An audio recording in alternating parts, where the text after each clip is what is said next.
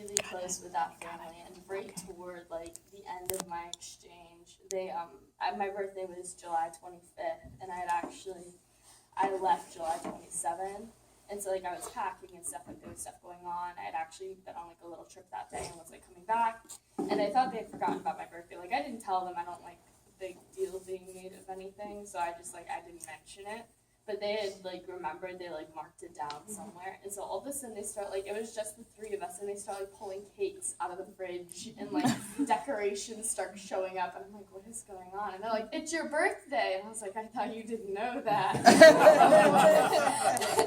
And so I'm sitting here as they're singing happy birthday, and like everything's like coming together, and they pull out like this gift, like it's like my host dad was in charge of it, so he didn't wrap it. He's not big into that. It was like in a plastic bag, but it had a ribbon that my host mom had thrown on it before. So they gave me this plastic bag with a ribbon, and I was like okay, like this is great. I open it up, and it's like this, like it's like a placemat, like a small tablecloth.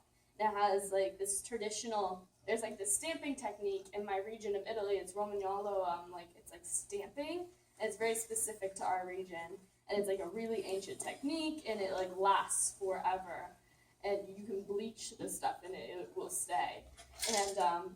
And I wanted to buy some all year, and I hadn't got the chance to. I was like, oh, thank you so much, like this is amazing, like I meant to go buy some of this, like this is awesome. And they're like, oh no, you don't understand, like you can't buy this, like this, my host dad's talking to me now. He's like, this, and his mother had just passed away in this year.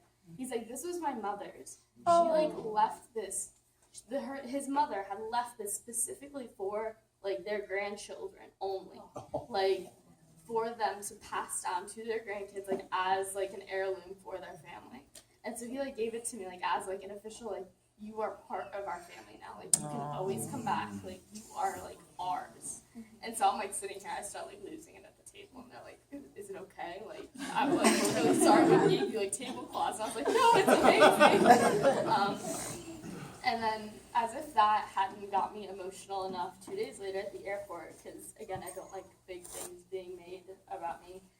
It was only my host dad who took me to the airport, which was really interesting, seeing my tiny little Italian 7-year-old host dad like insisting on trying to carry my luggage, which was way too heavy for both of us. And so we're sitting there waiting for me to like go through security because we were way too early. And he like pulls something out of his pocket. He's like, I got you another, like I have something for you, like before you leave. Like I'm going to lose it, like I'm barely holding myself together at this point.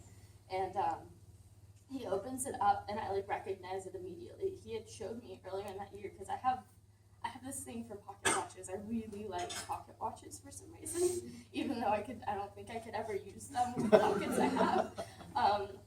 And he opens it up, and it's this pocket watch of his. He had shown me earlier that year, and he hadn't told me the story behind it. I just knew it was a gorgeous pocket watch. He opens it up, and he starts telling me, he's like, this is my pocket watch, and like my grandfather had given it to me when I was 18, and I want to give it to like you now, to like show you like you have a piece of Italy with you always. Oh my gosh. And the thing is he's got 2 daughters with 2 son-in-laws and 4 grandkids, so like someone's going to be like, where the heck is the pocket watch? It's in America. I'm waiting for the call from an Italian, like an angry Italian grandkid, like, where is my grandma's pocket watch? So that like really, like not having good.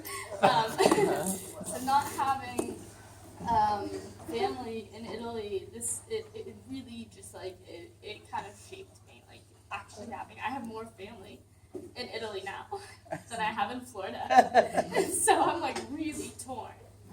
I think the other major thing I wanted to like, because I had a couple points that I like really learned in my exchange, and for me one of them was just family in general.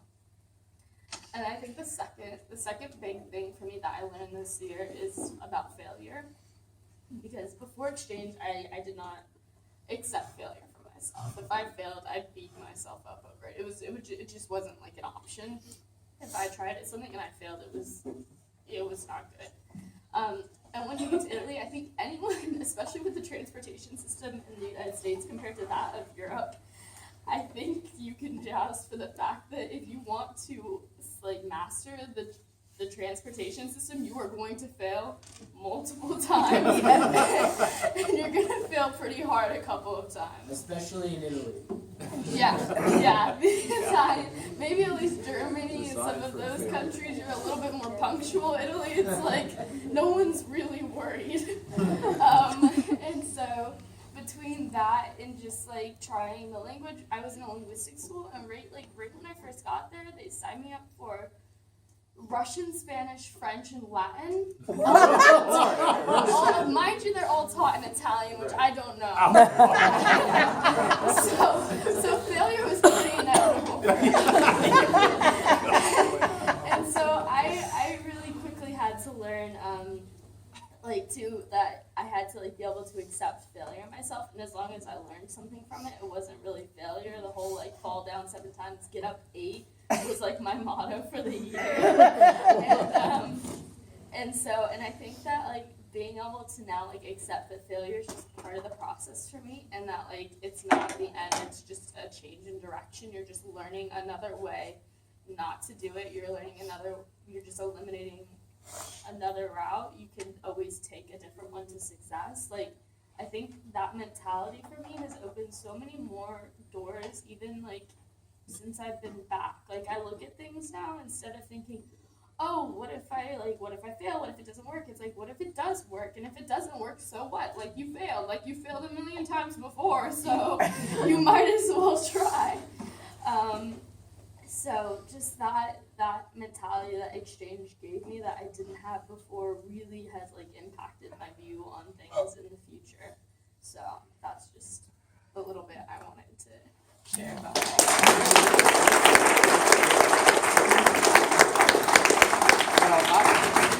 I was really struck. I mean, many of us know how to deal with success, but a lot of us don't know how to deal with failure. And there are a lot of adults who have never learned how to deal with failure well. But for you, as a result of this experience, to learn how to deal with failure and accept that, and you use that as an opportunity to grow and improve yourself, is a lesson that will serve you well throughout your life. Yes, Doug. Danielle, I want to compliment you, first of all. She was a photographer before she left, and she took many pictures and framed them and took to Rotary clubs, probably 10 or so, and spoke to them, and then she also raffled those off for $10 or $20, and she'd raised $200 or $300 at a Rotary club. Not that they really needed a picture, but they were doing it to support our way. So that was one. So when you were on exchange, we were always waiting